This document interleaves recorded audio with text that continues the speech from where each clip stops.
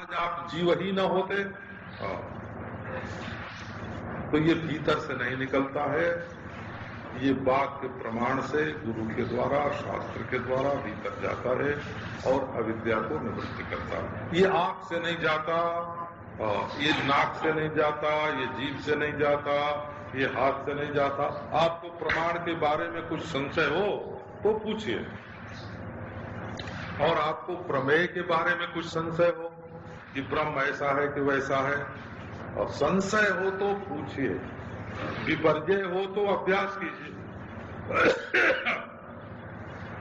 और केवल अज्ञान हो तो श्रवण कीजिए। सरलता चाहिए, सरलता सरलता तो पीयूषवत्तो सदया क्षमार्जव, जीवन में आर्जव चाहिए, निष्कपट बच्चे की तरह सरलता।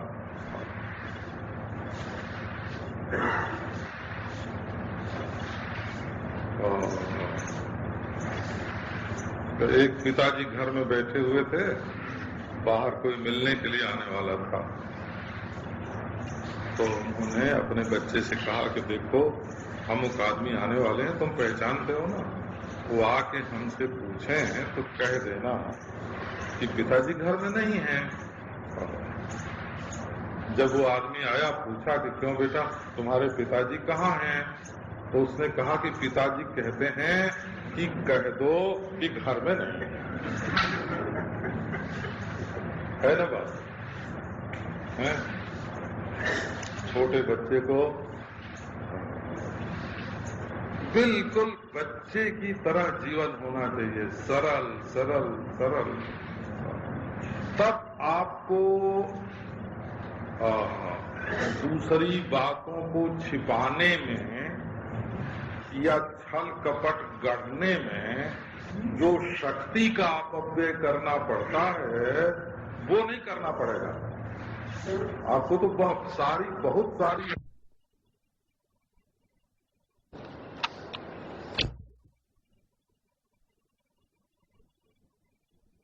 को खूब क्रोध आया हो तो क्रोध में शांति होती हो तो आप जानते हैं क्या शांति होती है क्रोध में। हाथ पांव तक कांपने लगते हैं, मुंह काला हो जाता है। गुस्सा आने पर हो मुंह पहले लाल होता है, पीछे काला हो जाता है, और हाथ पांव कांपने लगते हैं। यदि किसी को अपने सुंदर होने का अभिमान हो और महीने 2 महीने लगातार रोज गुस्सा करे तो उसकी सुंदरता नष्ट हो जाएगी। ब्यूटी हाउस में सुंदरता नहीं बनेगी। गुस्सा नहीं करोगे, शांति से रहोगे तो चेहरे पर एक सौम्यता, एक आकर्षक सौंदर्य का उदय हो जाएगा।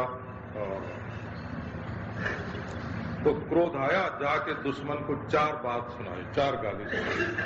अब बोले आके बैठे, कहा अब शांति हो गई। अब ये गाली देने के बाद जो शांति आवेगी या भोग करने के बाद जो शांति आवेगी, वो शांति क्या सच्ची होगी? काम का वेग आया और शरीर चंचल हो गया, बुखार चढ़ गया, दर्द होता है शरीर में। भला जब काम का वेग आता है मन में, ये बात है। क्रोध जो है वो पित्त है, उससे आग लगती है शरीर में। काम बात कप लोभ अपारा, क्रोध पित्त नित छाती जारा। गोस्वामी तुलसीदास जी ने लिखा, क्रोध आने पर पित्त भड़कता है और काम आने पर शरीर में वात भड़कता है। चंचलता आती है। तो बोले कि अब काम पूर्ति कर ली, कामना की पूर्ति कर ली। बोले अब बड़ी शांति है। तो ये शांति बिल्कुल बनावटी शांति है, श्मशान शांति है, इसको बोलते हैं।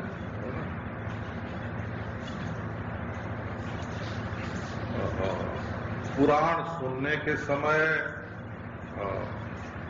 और किसी के न मरने पर स्मशान जाने के समय, सत्संग में रहने के समय जो थोड़ी देर के लिए शांति मालूम पड़ती है, वो असली नहीं होती, नकली होते हैं।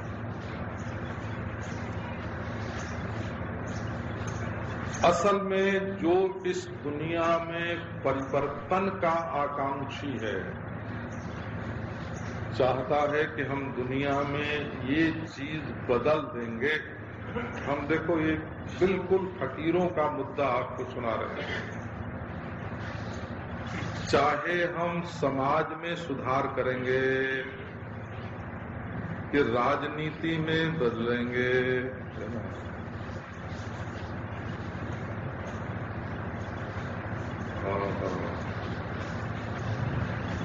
ये कपड़ा छोड़ के हम सुखी होंगे, इस मकान में रह के सुखी होंगे, इस जंगल में जाए के सुखी होंगे। बोले यहाँ शांति नहीं है। तो शांति कहाँ है? तो गए हिमालय में। ये देखो, आदमी दूराधि पर्वतारण्य, दूर के ढोल सुहावना। जब आदमी दूर होता है तो सोचता है कि वहां जाएंगे तो शांति मिलेगी। एक बार हम गए उत्तरकाशी, वहां बड़ी शांति होती है। सुना था कि वहां तो शांति ढेर की ढेर रहती है, चाहे जो जाए लूट के ले लो। अब महाराज वहां गया तो एक तो धुआं, जो ठंड के दिनों में धुआं हो ना, वो ऊपर न उठे, नीचे आ जाए। अब वो सांस में, नाक में, आंख में तकलीफ दे, क्या भजन ध्यान हो महाराज वहां, है ना। धुआं तकलीफ देने लगा। हमने कहा हम तो शांति बटोरने आए थे, है ना। अच्छा, उसके बाद छोटे छोटे काले काले भुनगे थे, कीड़े बहुत थे, वो आंख में घुसते थे। अच्छा, आपको मालूम, शांति बटोरने आप जाते हैं ना। अच्छा जी, फिर हमने कहा गंगा किनारे बैठेंगे। तो वहाँ 120 बरस के महात्मा थे उन दिनों में, देवी गिरी जी महाराज। उन समय 120 के नहीं होंगे, 110 के होंगे, 100 के होंगे। तो बोले गंगा किनारे मत बैठना। मैंने कहा क्या बात है? बोले कभी ठंडी ठंडी हवा लगती है तो कभी पहाड़ में से गर्म हवा आ जाती है, ठंडी गर्म हवा लगेगी, बीमार पड़ जाओगे। गंगा किनारे बैठ के मत करना भजन। लो, गंगा किनारा गया, कुटिया में भुनगा लगे, बाहर धुआं घुसे। अब शांति बटोरने हम गए थे। शांति देश में नहीं मिलती है, स्थान में कि यहाँ नहीं मिलेगी, वहां मिलेगी। काल में भी नहीं मिलती है कि शाम को नहीं मिलेगी, सुबह को मिलेगी। कलयुग में नहीं मिलेगी, सतयुग में मिलेगी। बिल्कुल झूठी बात है। शांति बाहर नहीं होती, शांति भीतर होती है। और आपको क्या सुनावें, आप लोग तो सब जानते हैं। असल में शांत वस्तु का चिंतन ही शांति है। यदि आपके ध्यान में शांत है तो आप शांत हैं, और आपके ध्यान में अशांत है तो आप अशांत हैं। शांति, जहां मन का विषय शांति है वहां शांति है, और जहां मन का विषय अशांति है वहां अशांति है। आपका अंतःकरण शुद्ध हुआ कि नहीं? यदि आप शुद्ध का चिंतन करते हैं तो आपका अंतःकरण शुद्ध है। मन को ठप कर देने का नाम अंतःकरण की शुद्धि नहीं है। और जिसके ख्याल में न हो वो नोट कर ले इस बात को। मन को ठप कर दिया, फिर जब चालू हुआ तो वही गंदा पानी बनाले को बंद कर दिया, नहीं अब नहीं बहने देंगे। परंतु बंद करने के बाद जब फिर बहेगा ना तो उसमें जो गंदगी होगी वही बहेगी। असल में मन का निर्वाह शुद्ध विषयक मन का होना, मन में शुद्ध चिंतन की धारा चले तो वो वासनाओं को निवृत्त करती है। और मन ठप हो गया तो उठने के बाद वही औरत का वही मर्द, वही धन, वही बेईमानी, वही छल, वही कपट।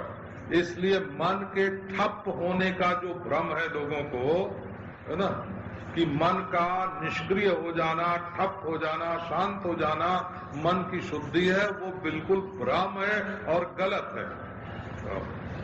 समाध्याधीनि कर्माणि जहाति जगधीर जदा मनोरथान प्रलापांश्च कर तुमायाति तत्क्षणात्। एक हमारा मित्र था, ईश्वर कृपा से इस साल मिला था, हम लोग नैमिषारण्य में गए तो वहाँ आ गया था। बहुत दिन के बाद कभी कभी बरस 2 बरस में 4 बरस में कहीं इधर उधर भेंट हो जाती है। बड़ा विरक्त है, बस कांख के नीचे ये जरा सा एक झोली रहती है, उसमें लंगोटी अंगोटी अवधूत गीता, अष्टावक्र गीता लपेट के रखता, बड़ा ही विरक्त है। हे भगवान, वो 6 घंटे तक उल्टा टंगता, माने सिर नीचे और पांव ऊपर, बिल्कुल 6 घंटे तो बिल्कुल एकांत में रहता था। जब निकल के आता था तो खून तो सारा का सारा सिर में आ गया ना, आंख लाल हो गई, आंख लाल हो गई और जबान तो जैसे बिल्कुल काबू में नहीं रहती थी, फराफर फराफर राम को गाली, कृष्ण को गाली, है ना, क्योंकि सारा रक्त का जो दबाव है वो तो दिमाग पर आ गया। तो ऐसे शांति नहीं होती है। शांति तो जब आप नित्य शांत जो वस्तु है उसके साथ एक हो जाओगे, शांति की धारा आपके हृदय में, वासनाओं का शांत होना शांति है, मन का शांत होना शांति नहीं है। मन का शांत होना दूसरी चीज है, चंचलता मिटना है। वासनाओं का मिटना शांति है और चंचलता का मिटना समाधि है, निष्क्रियता है, प्रमाद है। असल में वासना मिटनी चाहिए, तब शांति होती है। अच्छा, ईश्वर कृपा से देखो कोई घोषणा कर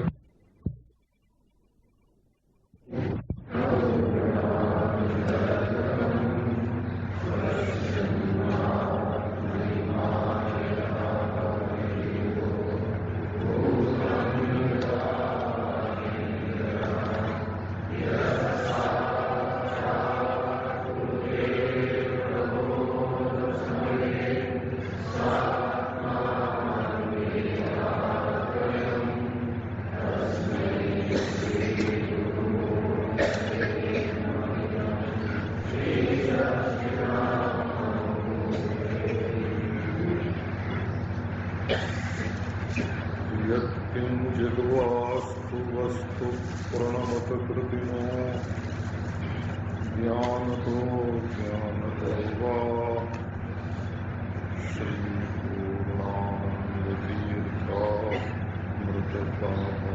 श्रीपूर्णानन्दतीर्थामृतपावनस्पर्शधन्यं धरण्याम् यत्सम्पर्कादनर्हामिव हरिहरतां मन्यमाना महान्तः स्वान्तर्यो परिणतिविदुरं ब्रह्मपूर्णं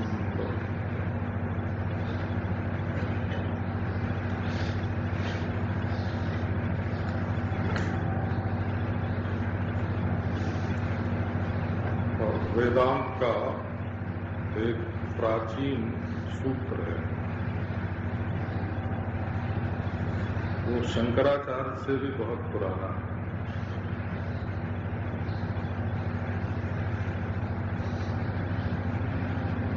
आप जब कोई बात विचार पढ़िए, सुनिए, तो ये देखिए कि इससे हमारा कौन सा दुख, कौन सा दोष मिटता है।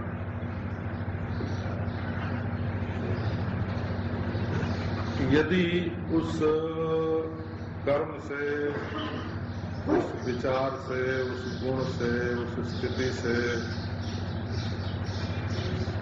आपका कोई दुख मिटता है, कोई दोष मिटता है, तो उसका होना ठीक है। सिद्धम तो निवर्तकत्वात्, सूत्र का रूप है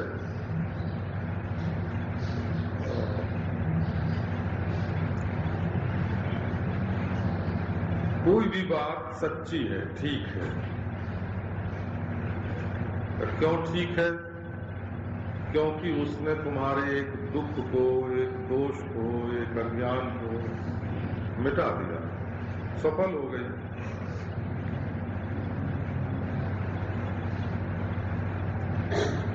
यहाँ चली चर्चा गुणों की।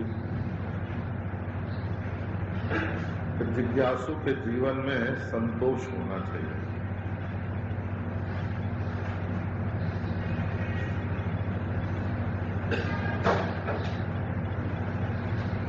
तो स्त्री पुरुष का तो परस्पर काम होता है।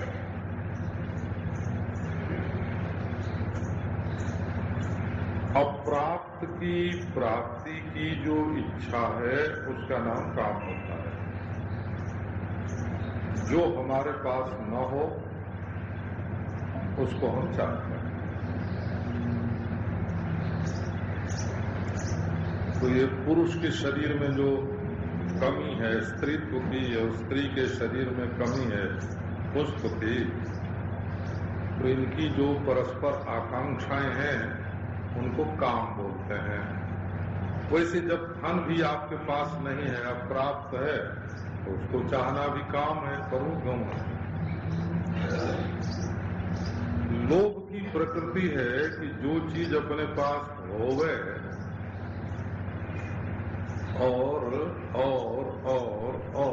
चाहे। लाभा लोभा प्रवर्तते, लाभात लोभा प्रवर्तते। लोभ की प्रवृत्ति कब होती है कि जब चीज थोड़ी मिली और चाहते हैं, और चाहते हैं, और चाहते हैं। निर्वाह भर का भोजन कर लिया और फिर और स्वाद लेने के लिए खाने लग गए, तो उसका नाम लोभ हो जाएगा।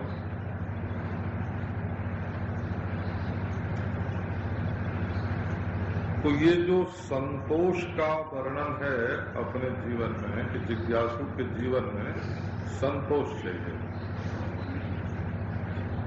उसका अर्थ है कि जितने से अपने जीवन का निर्वाह हो जाता हो उतने में ही संतुष्ट रहना चाहिए। क्योंकि हाथ पांव चाहे दुनिया में कितना फैलाओ, वासना तो मिटती नहीं। एक कल्पना करो, एक एक आदमी के मन में कितनी कितनी इच्छाएं हैं, हैं? अच्छा, तो यदि एक एक मनुष्य की इच्छाएं सब की सब पूरी होने लगे तो दुनिया की सब चीजें मिला करके भी कुछ लोगों की इच्छाएं पूरी कर सकेंगी। उनमें भी जब स्पर्धा होगी, छीना झपटी होगी, मारपीट होगी, तो नालम एकस्य तृप्त्यर्थम इति मत्वा समम ब्रजे। एक मनुष्य की इच्छाएं पूरी करने के लिए भी संसार की सारी संपत्ति पर्याप्त नहीं है।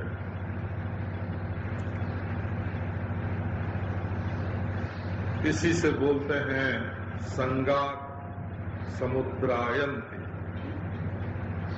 तरंगायिता अपि इमे संगात समुद्रायन्ति।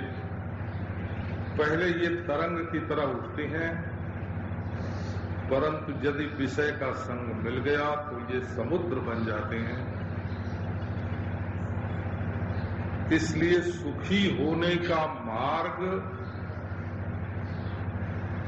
लोभ की वृद्धि या लोभ का पेट भरना नहीं है,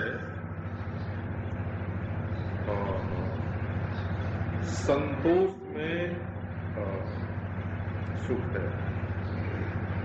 हमारे गांव में बोलते हैं संतोषी सदा सुखी। जिसके मन में संतोष है वो सदा सुखी है। अब ये है कि यदि बाहर की वस्तुओं से आप अपने को संतुष्ट नहीं रखोगे तो भीतर की ओर आत्मा क्या है या परमात्मा क्या है या ब्रह्म क्या है, इसकी जिज्ञासा कैसे होगी और विचार कैसे कर सकोगे। अब दूसरी बात है,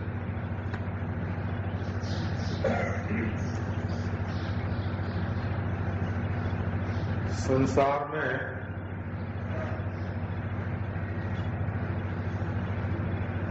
दूसरे को दुख पहुंचाकर सुखी होने की जो इच्छा है वो तो सबसे बुरी है। हमारे योगाचार्य कहते हैं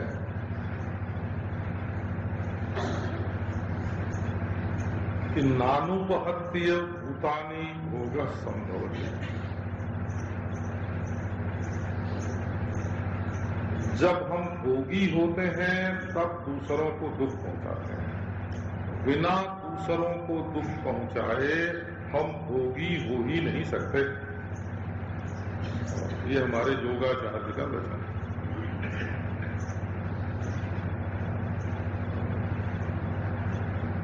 बिना दूसरों को दुख पहुंचाए, संस्कृत में भोगी शब्द का अर्थ होता है साथ। ये जिसको नहीं मालूम हो मालूम कर ले। सर्प के शरीर को भोग बोलते हैं। तो जो भोगी होता है वो सांप की तरह दूसरों को डसता है, दूसरों को तकलीफ पहुंचाता है। और भोग का पेट भी भरा नहीं जा सकता। नारायण भोग मनु विवर्धन्ते रागाः तेषां कौशलानि च। जितना जितना भोग करेंगे उतना उतना भोग का राग बढ़ेगा कि और मिले, और भोग करने की कुशलता भी और ज्यादा प्राप्त होगी। तो सबसे बड़ा धर्म मनुष्य का क्या है? बौद्ध धर्म की परिणति करुणा में है। जैन धर्म की परिणति अहिंसा में है। किसी को दुख न पहुंचाना। परिणति माने उसकी निष्ठा, उसका आखिरी रूप, उसकी हद।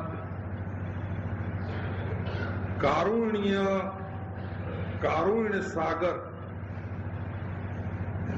वो तो प्रमोद सागर बोलते हैं। कारुण्य सागर क्या है? का प्रमोद का, आनंद का सागर है। और तत्व ज्ञान होने पर ये तत्वज्ञानी के जीवन में लहराता रहता है। करुणा का एक समुद्र छलकता रहता है। अच्छा, तो दया जो है वो हमारी क्रूर वृत्ति को शांत करते हैं। संतोष लोभ वृत्ति को शांत करता है और दया हिंसा वृत्ति को, क्रूर वृत्ति को शांत करते हैं। अच्छा जी, क्षमा जो है वो प्रतिहिंसा वृत्ति को शांत करती है।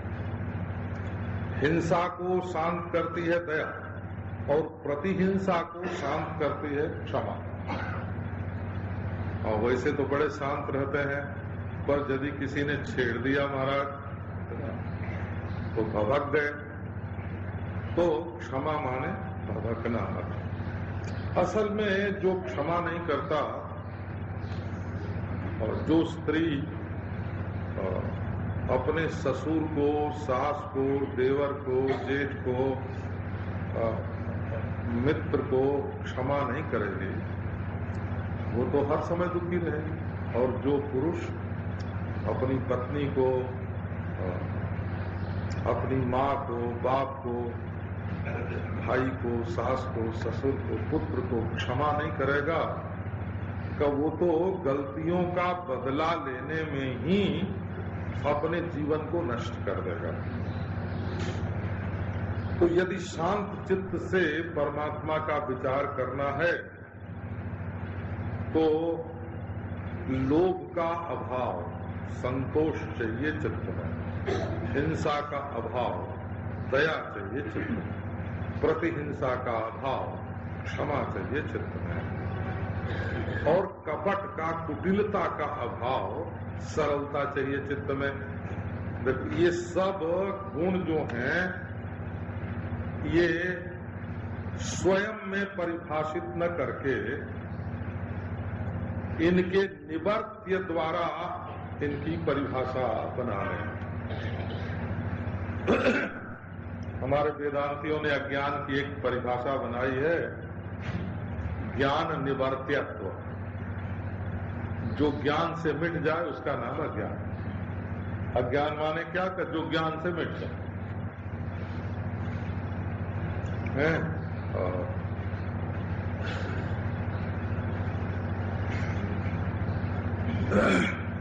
जो जो ज्ञान निवर्त्य होता है वो मिथ्या होता है, बस नियम है।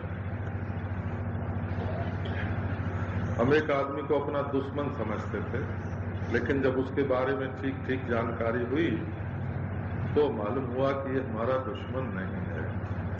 जो जानकारी हुई कि ये हमारा दुश्मन नहीं है, वहीं हमारी दुश्मनी का भाव मिट गया। और तो वो हमारी दुश्मनी गलत फहमी पर आधारित थी, वो एक भ्रम था।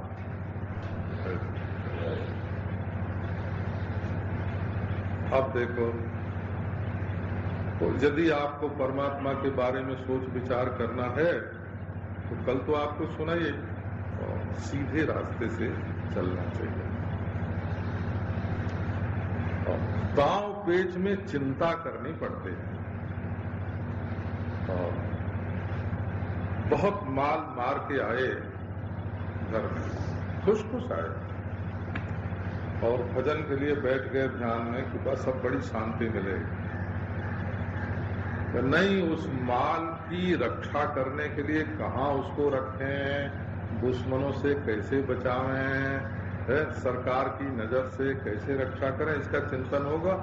परमात्मा का चिंतन नहीं होगा। हो चोरी करके आओ तो किसी को सुराग न मिल जाए, पुलिस को पता न चल जाए, इसका चिंतन होगा कि परमात्मा का चिंतन होगा। इसलिए यदि आपको परमात्मा का चिंतन करना है, परमात्मा का ज्ञान प्राप्त करना है,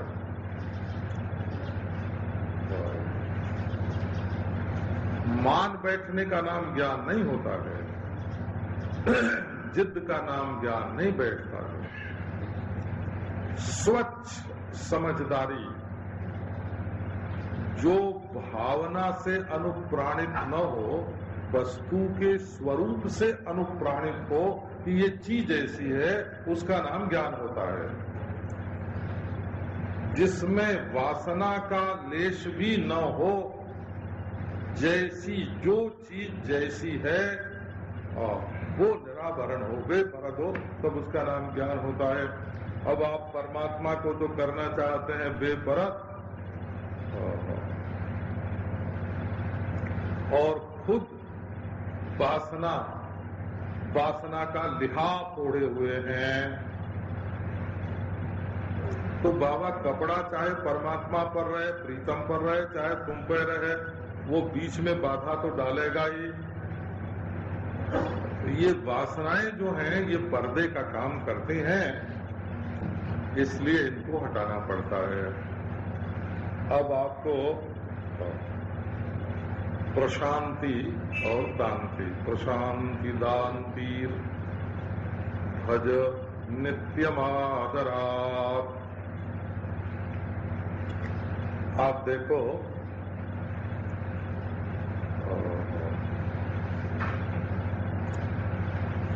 दुष्ट लोग तो गाली दे लेते हैं किसी को तो बोलते हैं बस ठीक है, अच्छा बदला लिया बच्चों से, अब शांति मिली है। अपने दिल का गुब्बार निकाल के तब शांत होंगे।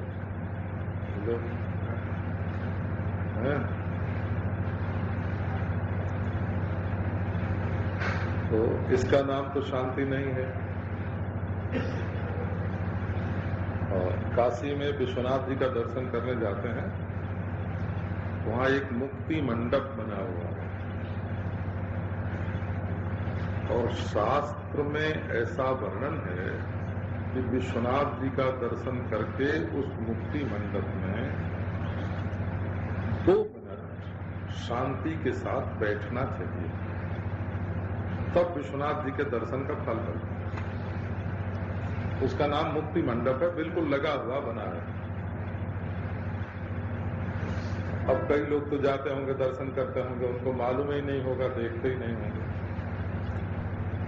अच्छा बाबा, हमको तो मालूम था बचपन से, लेकिन हम दर्शन करके जब जाके बैठते थे ना मुक्ति मंडप में, तो अजी 2 मिनट तो कभी पूरा ही नहीं होता था, है? कभी आधे मिनट में उठ गए, है? जैसे शोक सभा में लोग, है ना,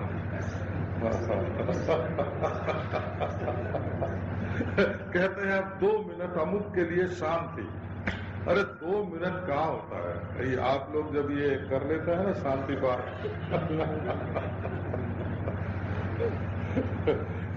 कि 2 मिनट के लिए शांति, अरे 2 मिनट तो क्या 5 सेकेंड भी नहीं होता है।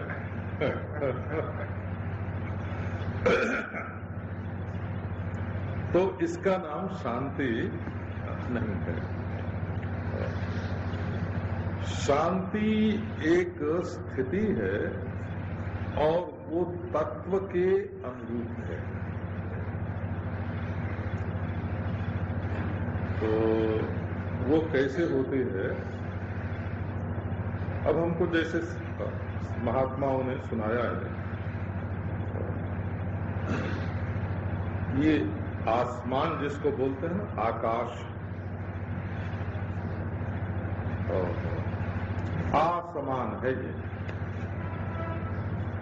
आ माने पूर्ण रूप से सब जगह जो समान हो उसका नाम आसमान। इसको जबरदस्ती उर्दू का शब्द बनाने की तो कोई जरूरत नहीं, तो संस्कृत का ही है?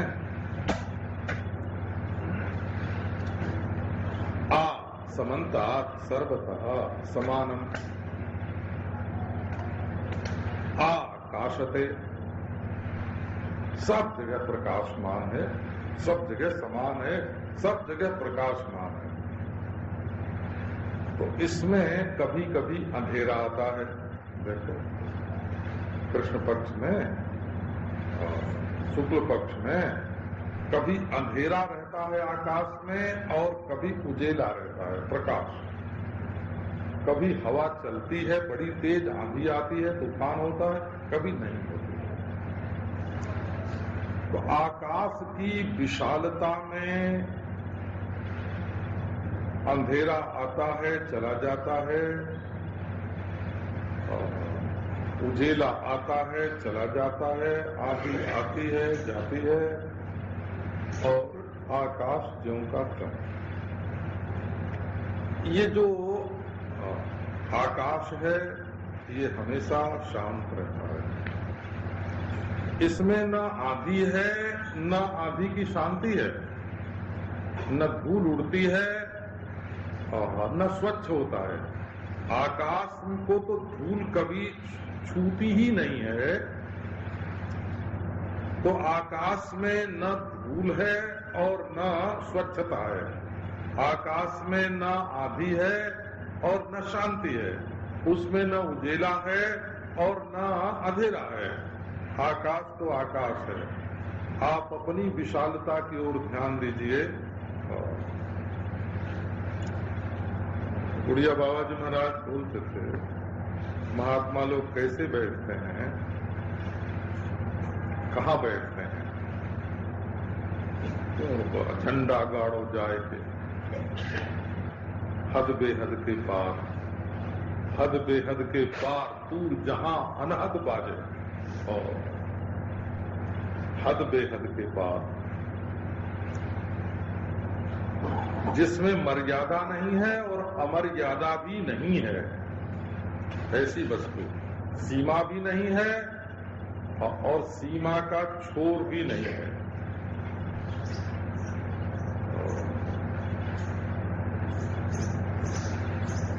लो उसमें जाके बैठो। आकाश कोश तनवो तनवो महांता तस्मिन् पदे विगत चित्त लवा वसंती।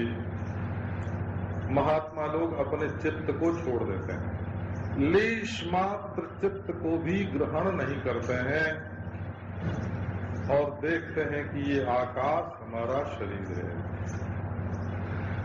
और मैं आकाश का अधिष्ठान, आकाश का प्रकाशक, आकाश जिसमें घूर रहा है वो अद्वितीय ब्रह्म अपने आप को जानकर शांति से बैठे। तो ईश्वर की कृपा से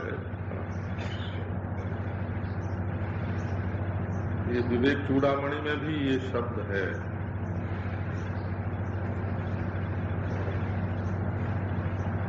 मनुष्य का प्रयत्न कर्ता बना देता है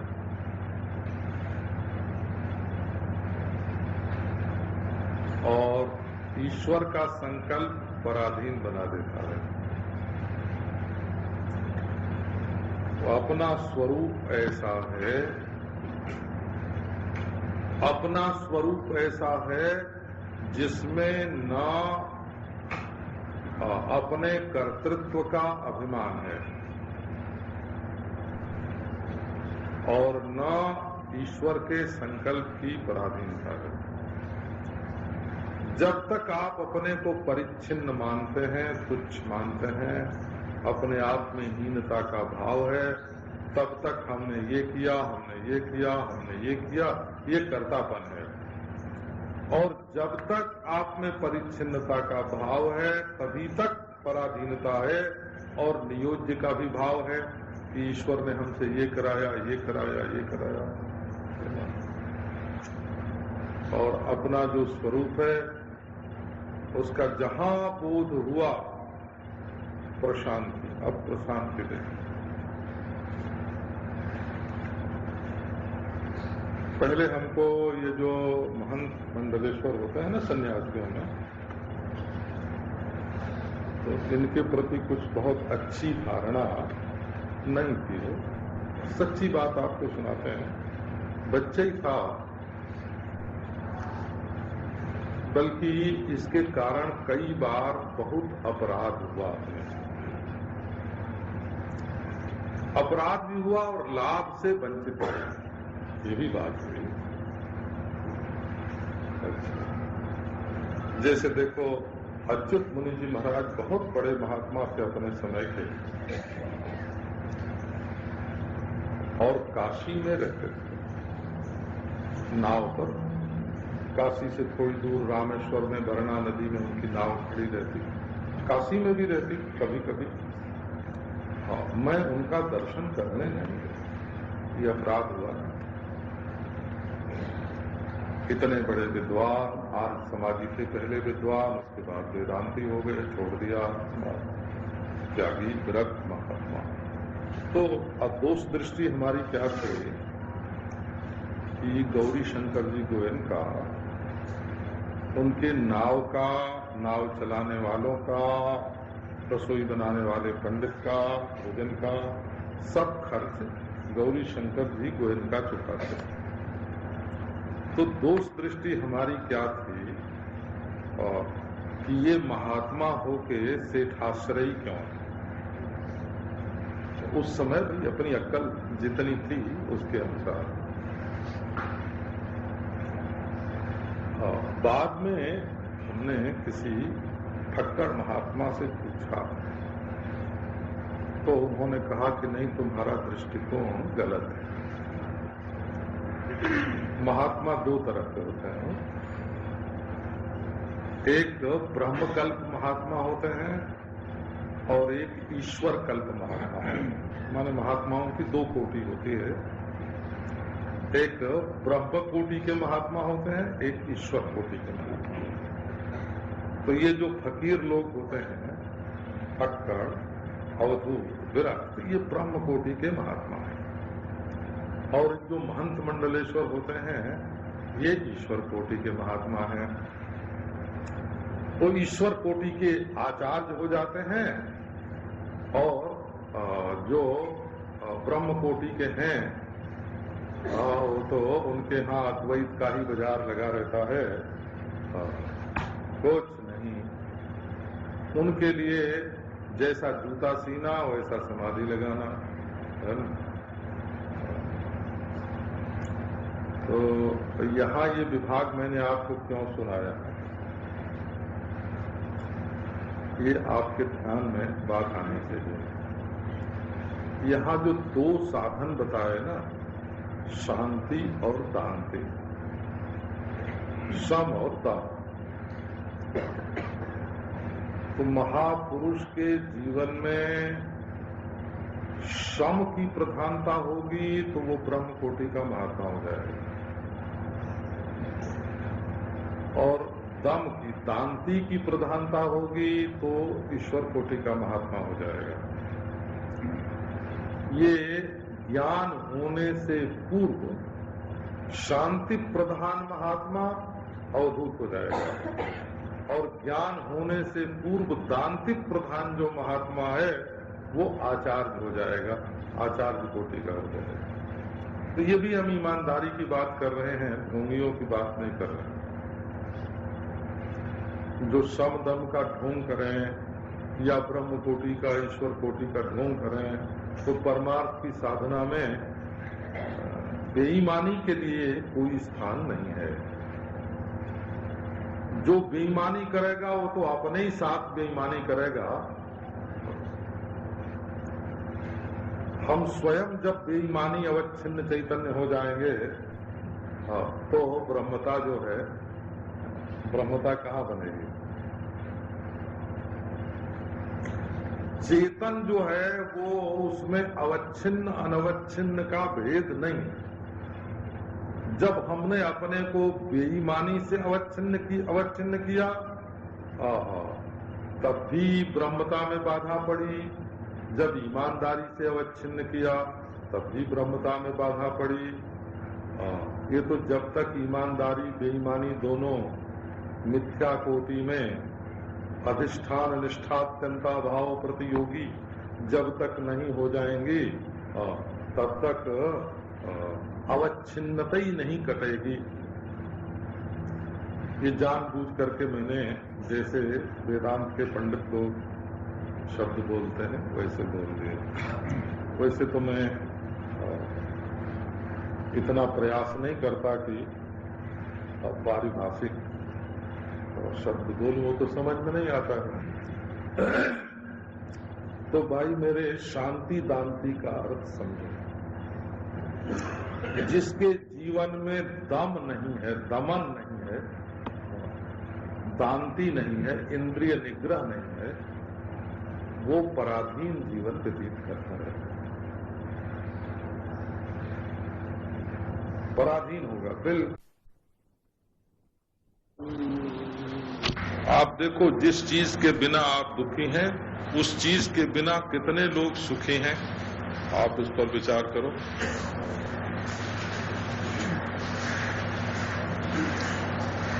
ऋणमोचन कर्तारः पितुः सन्ति सुतादयः, बन्धमोचन कर्ता तो स्वस्मादन्यो न कश्चन। बोले भाई, अपने पिता पर अगर कर्ज हो तो बेटा उसको छुड़ा सकता है, लेकिन बेटा आपको बंधन से नहीं छुड़ा सकता। असल में यदि बंधन होता, आप किसी जेल खाने में होते तो बेटा मुकदमा लड़के छुड़ा देता, और किसी ने रस्सी से बांधा होता तो बेटा तलवार मार के छुड़ा देता। जब आप अपनी समझ से ही बंधे हुए हैं, लोग सोचते हैं ना कि हम जब मर जाएंगे तो हमारा बेटा, हम एक बेटे को जानते हैं, उसका बाप मरा तो लाखों रुपया दे के मरा कि बेटा ये दान कर देना। अब बाप मर गया, बेटा कहता है दान करने की क्या जरूरत है, उनका तो दिमाग खराब था। ऐसे ही बोलता है कि उनका तो दिमाग खराब था। अगर अपने हाथ से आप कोई काम नहीं करोगे तो दूसरे की उम्मीद करना बेवकूफी है ना। तो भाई कर्ज हो और बेटा अच्छा हो तो वो चुका सकता है, परंतु ये जो बंधन है अपने दिल में, वो तो अपना ही माना हुआ है और अपनी बेवकूफी से माना हुआ है। अब तुम्हारी बेवकूफी दूर होगी तो तुम्हारी अक्ल में दूर होगी कि दूसरा कोई दूर करेगा। पिंडदान करेगा तुम्हारा बेटा, पितृभ्य स्वदा पितृभ्य स्वदा, और आपका बंधन कट जाएगा, आप मुक्त हो जाएंगे। मस्तकन्यस्त भारादेर दुखमन्यैर निवार्यते। कोई सिर पर बोझ लेके चल रहा हो तो दूसरा कहेगा हमको दे दीजिए, हमको दे दीजिए, और वो ले लेगा और हमारा बोझ कम हो जाएगा। लेकिन क्षुदाधिकृत दुखंतु बिना स्वेन न केनचित। और हमको भूख लगी हो और हम कहें मुंह नहीं खोलेंगे, हम दांत नहीं चलावेंगे, हम गले के नीचे नहीं निकलेंगे, तो भूख का दुख दूर होगा? भूख का दुख दूर करने के लिए खुद को खाना पड़ता है। देखो त्याग है ना, त्याग। अच्छा, आपकी अवधि में दुकान पर तो आप अपने बेटे को भेज सकते हैं, हम समझते हैं।